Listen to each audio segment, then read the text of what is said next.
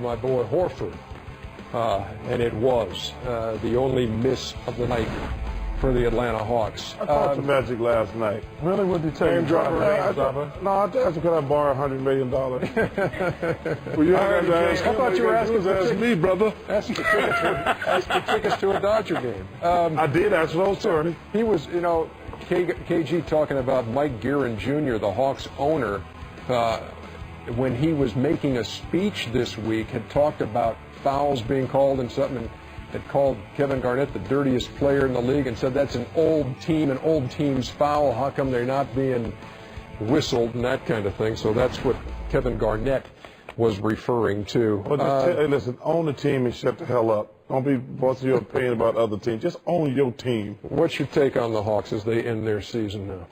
I mean, they have a lot of young, great talent. Just a little too cool, How so? For example, right here, like as a guard, if you don't have a shot, swing the ball. Don't put it behind your back, put it between your legs, and then do that, because that really deflates the team. And late there in the fourth quarter, with like 9 seconds left, Josh just stands up and takes a jumper. When you're down by one, you got to move the ball. You have to get the best shot possible, and you have to care. To me, when you're cool, it seems like you don't care. And if you want to win a championship, you definitely have to care. I didn't, honestly, I didn't realize how valuable Horford was to that team until you see him come back, because they were playing well. But then he's the only one who doesn't play cool. Like that starting five lineup. He's a guy who plays, he doesn't care if snot's running down his nose and whatever. He's playing basketball to win. And he's not worrying about how he looks and doing how to get it done. That effort has to be, I think, more contagious for the Hawks. A lot of talent, but the intensity of sprinting back, the intensity of sprinting to the rim, the intensity of boxing out isn't always there when you watch that game, and then you go and you see a Denver Nuggets team play the Lakers, and you say, there's a big difference. Oh, you watch the Spurs, you go, wow, there's a big difference. Even the Bulls. Or the Bulls.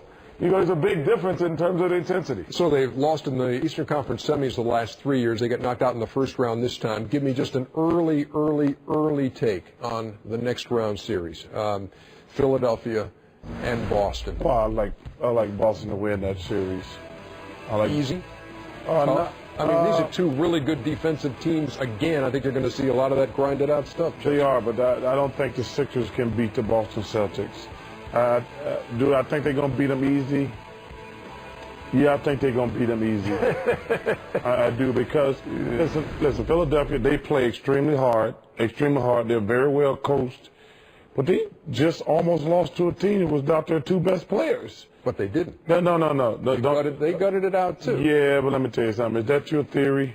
But unless Boston lose their two best players, they're not going to beat them. No, I don't think they would either, but I still think you can't underestimate the toughness there. And, no question. They did it. Clearly, you didn't hear what I said. I said they play very hard and they're very well coached. So I don't think it's going to be an easy series. Well, let me just say this. I'd bet my life on it. Okay. They're not. They might win a game. They might even win two, but they're not going to beat the Boston Celtics. Yeah, I just think the Boston Celtics, the areas that I think that they had advantages as well, Hawes came in and had two big games.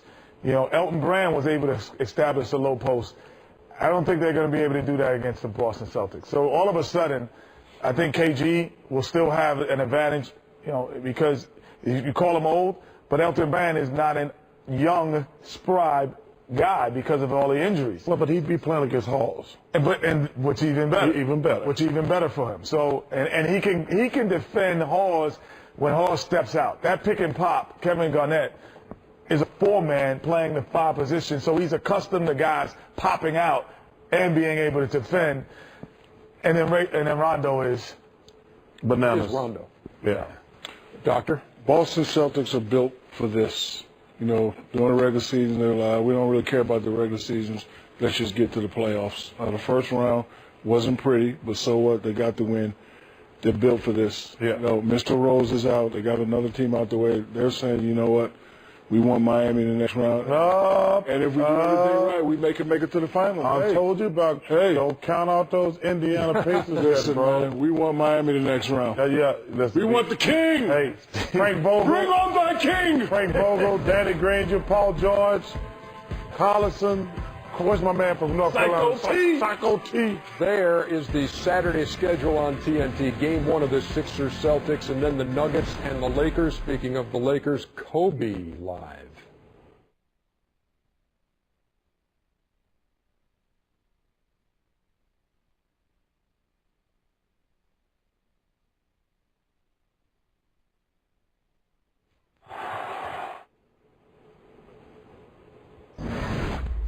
Hey, let me say one thing about that. I think it's stupid that the NBA is starting that Game 7 at 10:30 at night anyway. And I know they're going to complain and everything, but I just think that is a great game. Everybody's going to be watching, and we really would love to keep the East Coast viewers. To start that game at basically 11 o'clock at night, that's just stupid. Of greater concern, do we have audio of the Not yet. I just gave you audio, but y'all didn't want to hear it. Yeah. No, we heard it. Okay. And we'll be back. Inside the NBA continues. Hopefully get the bugs worked out in the interview room. I got to be up anyway.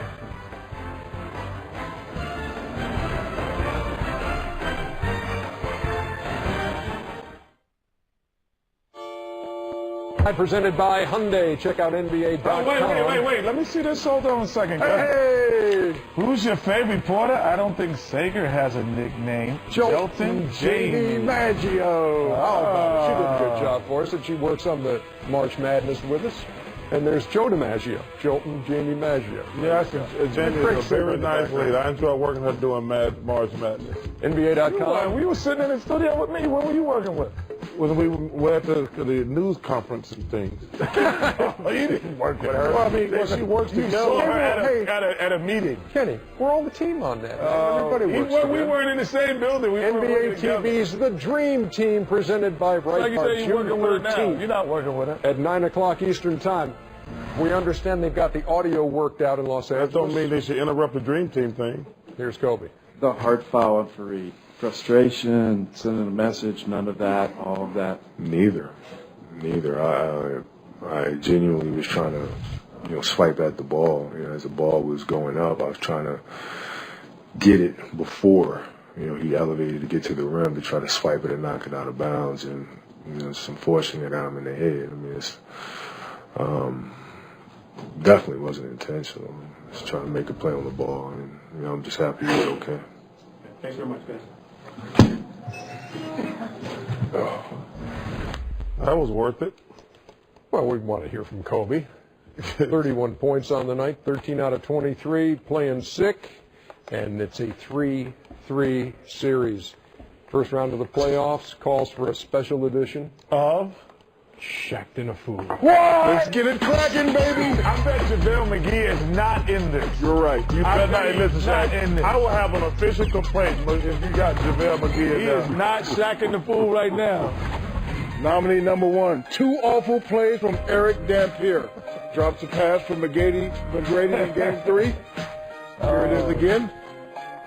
Oh, man. And then guess what happened in Games 4? What happened? He misses a layup. Come on, man.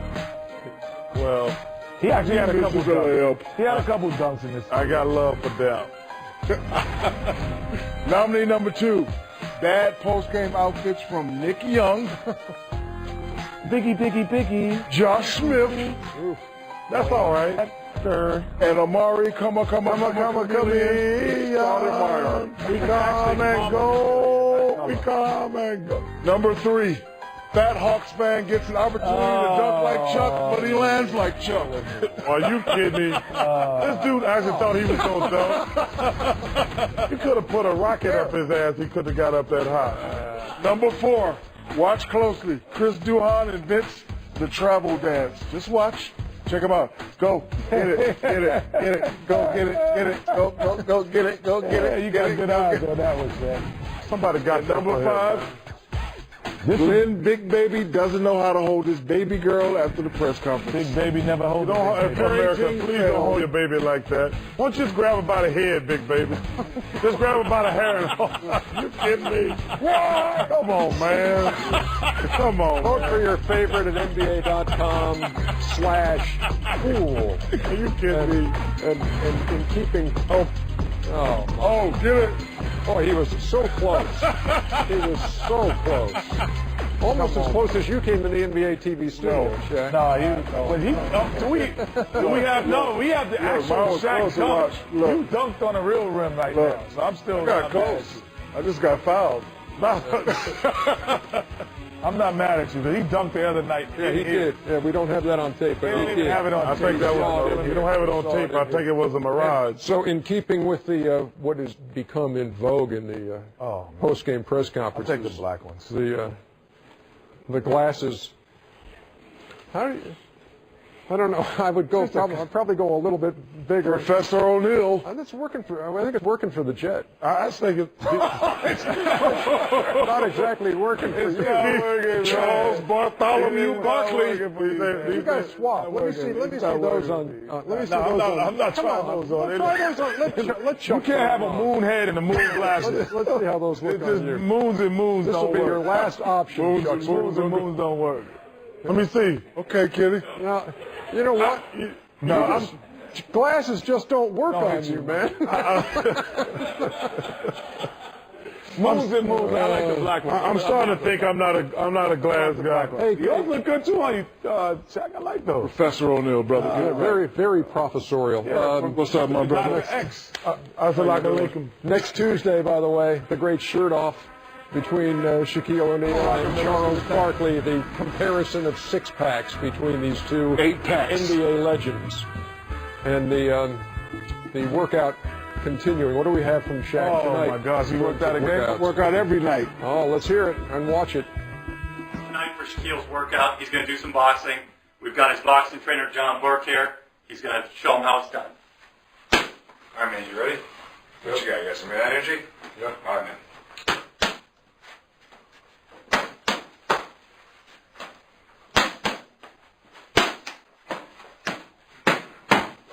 Time out. Dude, we need to get to this next level. Stop. Something's not right. All right. Shaq, it's time to take it up a level. We're going to take it to the 6 levels. You ready? I'm ready. 6 levels. Here we go, baby. What the hell is that? That is your motivation. 6 levels of pain. Give me a 1, 2. What you got? Oh, 1, 2. What's your nickname? What they give you the Don't worry about it. Superman, Superman. Ah, no, Superman. That's it. Ah. Oh, 1, 2. Left up uppercut. Ah, again. Ah, Barkley. Oh, what? 1, 2. 1, 2. Yeah, keep it going. You're 10, 9, 8, 7, 6, 5, 4, 3, 2, 1, and ah! That's what I heard through the wall. That's